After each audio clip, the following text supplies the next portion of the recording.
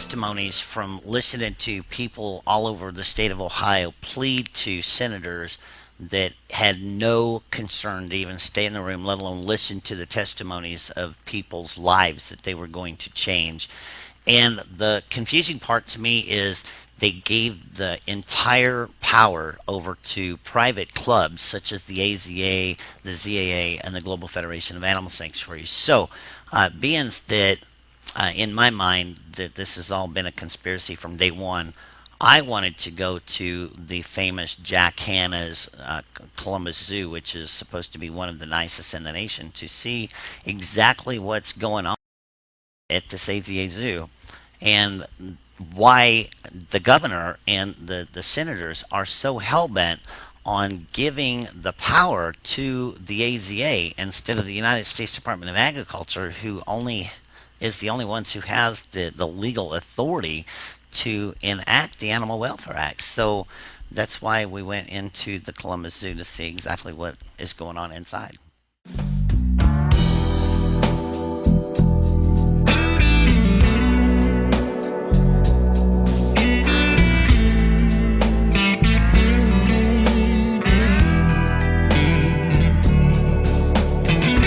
Welcome everybody to the Columbus Zoo here in Columbus, Ohio, the famous home of Jungle Jack. So let's take a deep look inside. Is it AZA accredited, or is it just a member of a high fancy country club?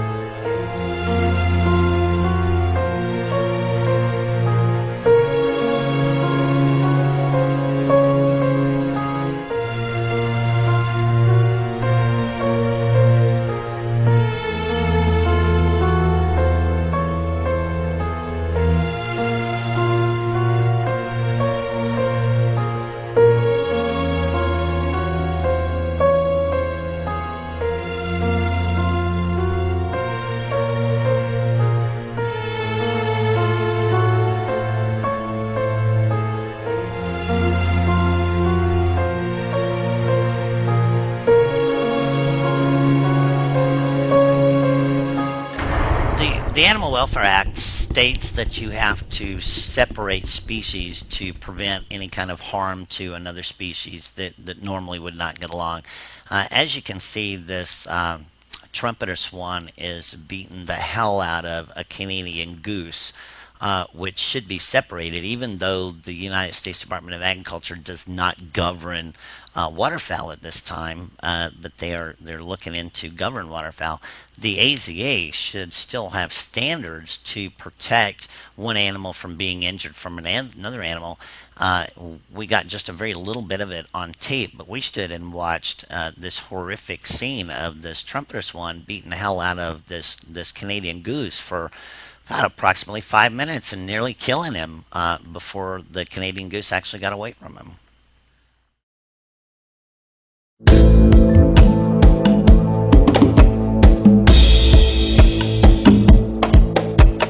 Public barriers, the way that the Animal Welfare Act works and states is you are supposed to have a public barrier that is sufficient distance between the public and the animal in order to keep the public from reaching to the cages and to protect the public from the animals, which normally are supposed to be at least 3 foot high with some kind of solid fencing to prevent any child from going through the barrier or under the barrier.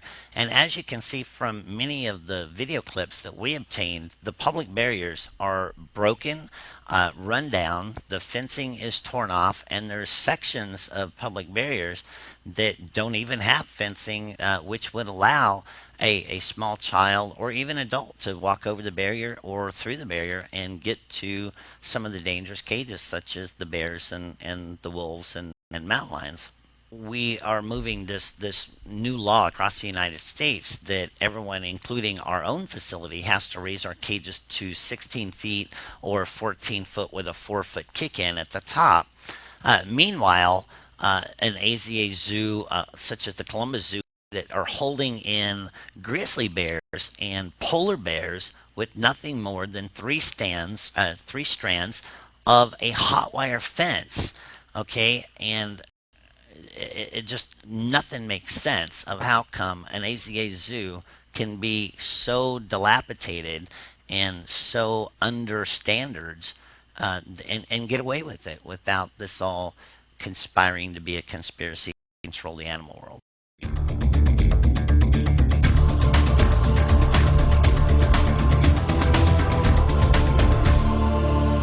When we went into the zoo, we paid as customers. I wore a uniform, which you'll see us wearing uniforms in the zoo. We had our company badges on. We did not take any undercover videos. This is all everything that any paying customer would be able or put on camera if they knew what they were looking for. So we obviously know what we're looking for because we're USDA licensed as well. And the big question is how come the United States Department of Agriculture overlooks AZA accredited zoos, especially one that is supposed to be so famous and run by Jack Hanna himself?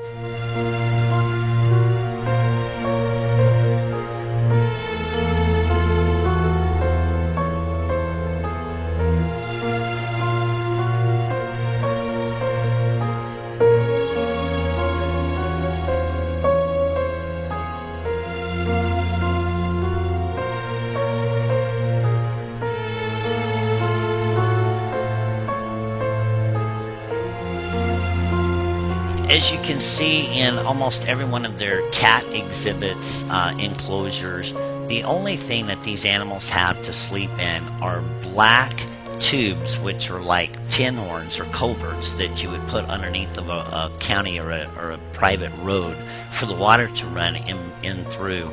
And if you know anything about material or construction things, black draws sunlight, okay? And inside these black tubes, exposed to the extreme heat, would just be like laying inside an oven. And needless to say, that the way that they're designed, anytime that it rains, we zoomed in with our high-speed lens. There is no drainage or drain holes inside these tubes. So when it rains, the only place that these animals have to sleep is inside a hot a sauna bath or a bowl of boiling water.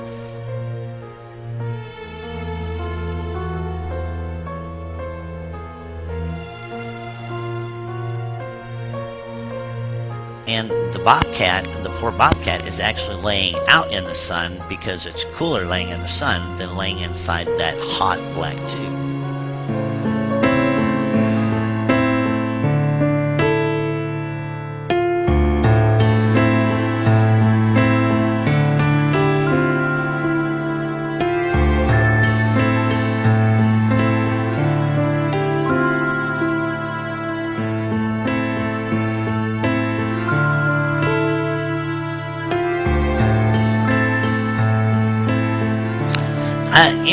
The mountain lion didn't have his sleeping conditions any better, even though he was inside the tube. You can see that the tube is barely the size of the mountain lion, and his head is nearly hanging out the tube.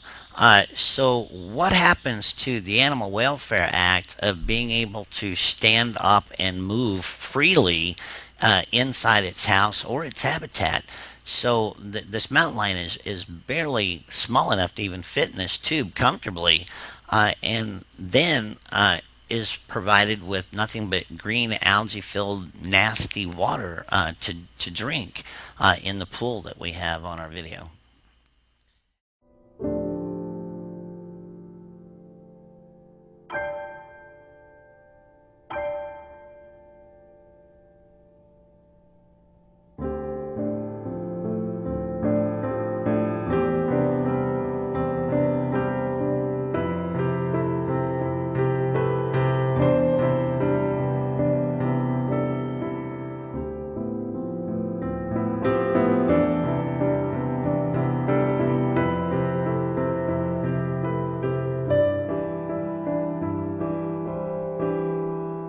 The red pandas, we stood there and observed them for a while just to see if they were going to drink out of this nasty algae water that they were provided to drink out of. And, we stayed there long enough to see one of the red pandas, which is an extremely beautiful animal, actually made his way down. And you will see that the water that they're drinking is covered in algae and green, which is also a violation of the Animal Welfare Act.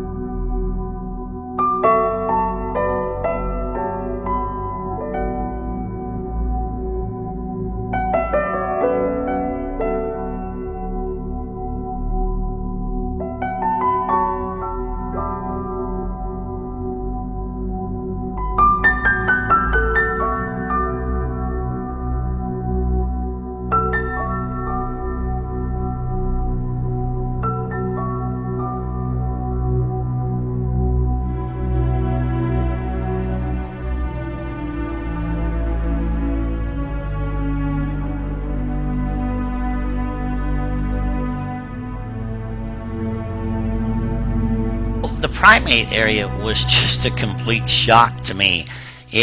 Primates are so strict of their care and their habitat, uh, and the husbandry practices of primates. You know, if a primate cage is built of cinder blocks or any kind of brick or concrete, it is supposed to be sealed to where bacteria cannot grow within the cracks or the porises of the concrete or the bricks or the concrete blocks. And not to mention, not only being painted, but you will see some large cracks and hunks of concrete missing, urine and rust, and God knows what else running down this concrete with huge places exposed for bacteria and rodents and everything else to harbor inside the enclosures. So, all it would take is some cement putty and fix some of the holes in this. And not only would you have a much nicer looking exhibit, you'd have a much healthier exhibit for the one monkey, which was also being fed strictly on the ground. There's some of the areas that has feces and urine on the walls, the ropes, the tubes for them to climb on. Obviously, have not been power washed or scrubbed in some time. And one particular area, there was so much bird feces on the rocks you couldn't even see the rocks. And birds, keep in mind, that fly into the zoo, fly out of the zoo. If the feces is not washed off, you're traveling with psittacosis, Newcastle's, all kinds of diseases of free flying birds into the zoo. So it's one of our practices, and it's one of the USDA requirements to keep everything clean of debris to contain any kind of a disease control.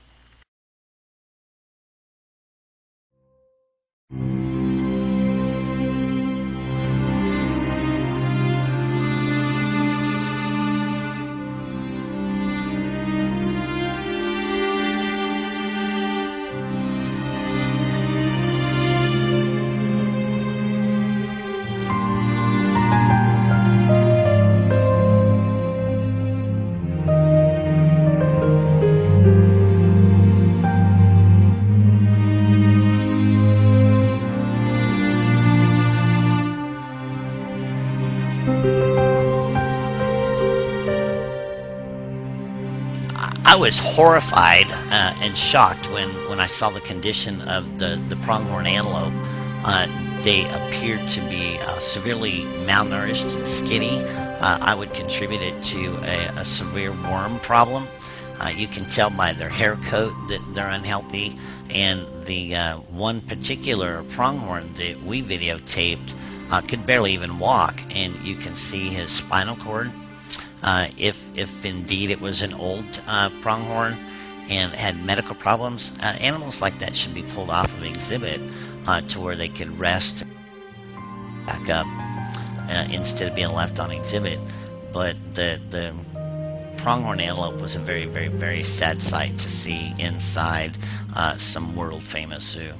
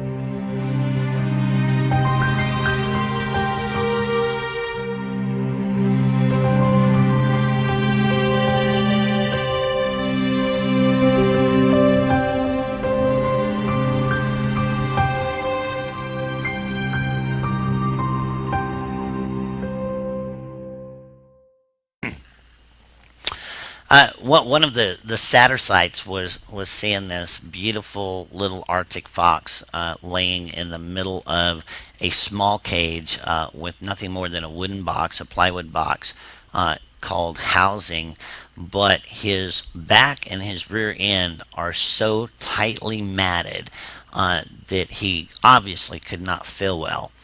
And the mats, if any zoo person knows anything about mats, the mats are nothing but a harbor for fleas to lay or flies to lay eggs in and create maggots underneath those mats and cause a horrible health problem for this poor little fox. And it wouldn't take a veterinarian 15 minutes to tranquilize him and shave the mats off and let his hair grow back out. But instead, they leave this poor little guy laying on display covered in flies and fly eggs underneath these mats.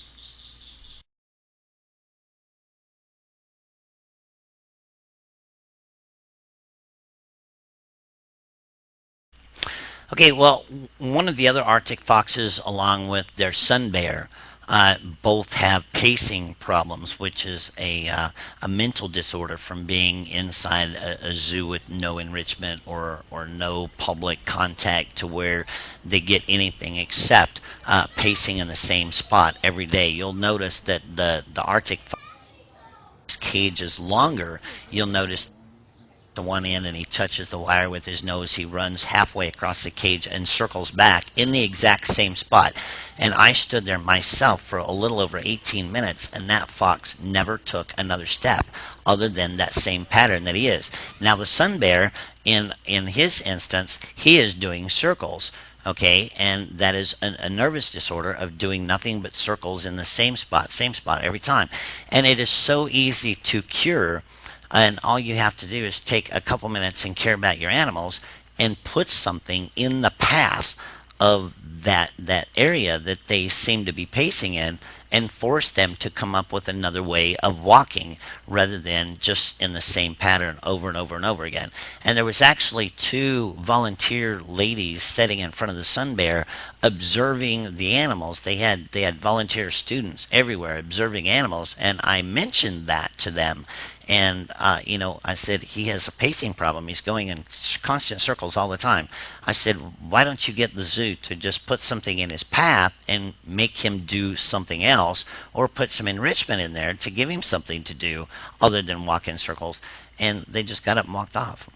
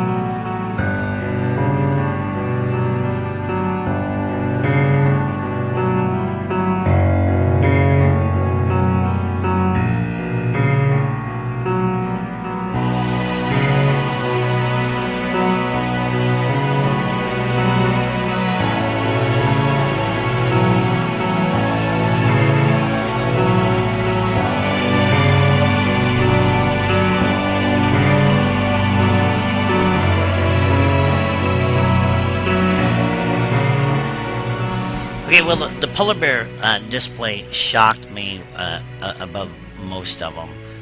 Here we have an electrified fence up on the hill of 3 strands of wire that are supposed to keep these polar bears in.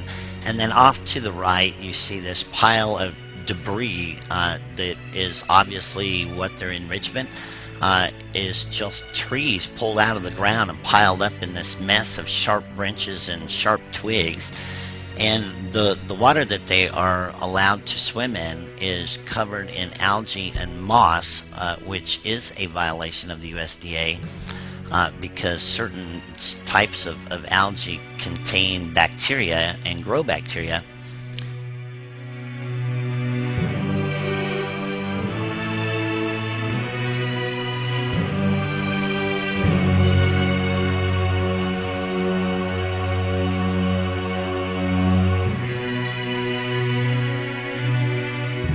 And then you have these 2 poor polar bears that are lying with their heads hanging off the rock, what appears to be some type of injury to the top of his head with pus and mucus running down his forehead.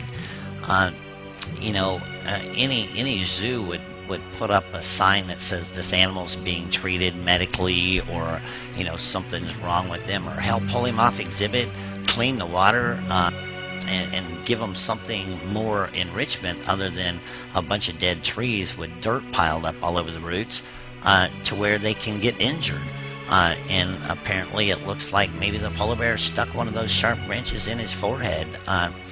But either way, I was very extremely disappointed in the condition of their polar bear display.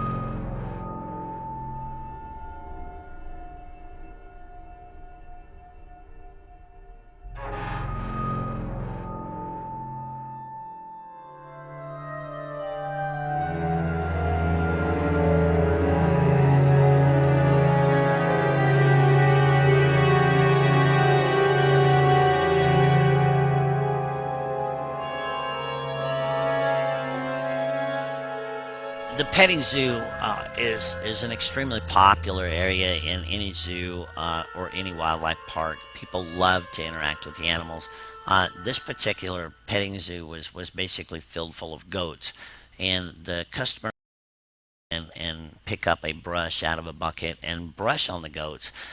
We stood there for a little over half an hour observing this particular petting zoo, and there was no identifiable staff within this petting zoo. There was a particular black little miniature pygmy goat with either a broken or severely injured leg to where he couldn't even set it on the ground at times. You could see that it was swollen up.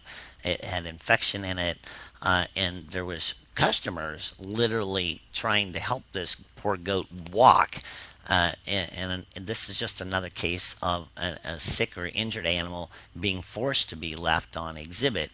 And the hoof care of most of their hoof stock in this petting zoo, you'll see that we zoom in on another adult goat, a normal sized goat, that is walking on its hocks, which is very unhealthy for a goat or a horse or any animal to walk on its hocks from his feet not ever being taken care of. And then we went into the inside of the petting zoo barn and observed this other goat that was so matted and panting so hard, covered in flies, that has obviously not been shaved for the summertime or shaved since he's been there. Uh, was just a sad sight to see animals forced to be on exhibit that didn't feel well, which should be taken off of display.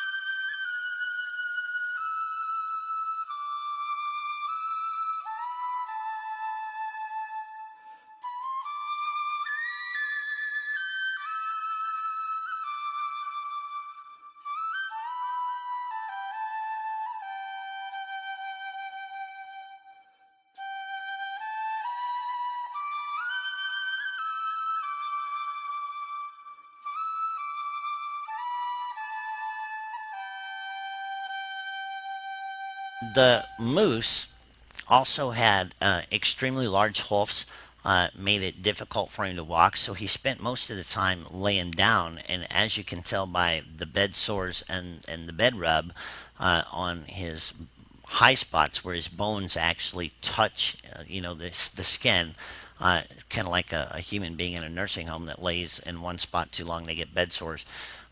This moose felt so bad of walking around on crooked feet and extremely long hooves that you can actually see the bed sores from this moose being laying down all the time because he doesn't feel well.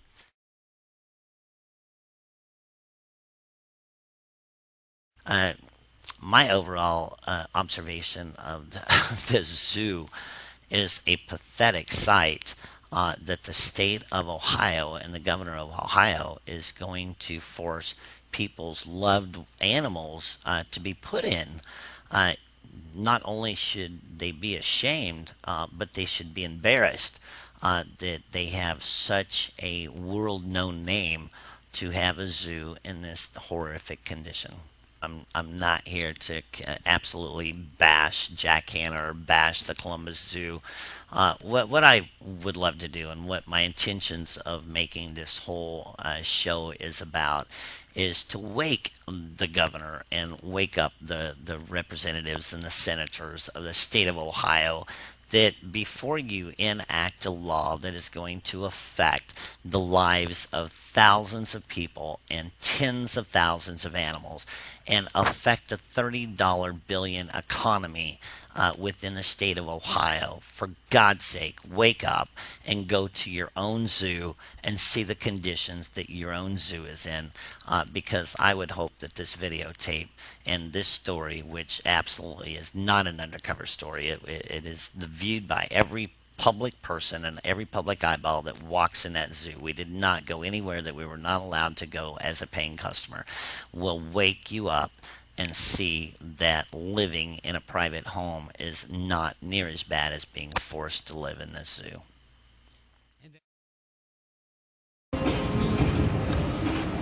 Well, there you have it, ladies and gentlemen. Is it any better than any privately owned zoo just because of an accreditation or a stamp of approval?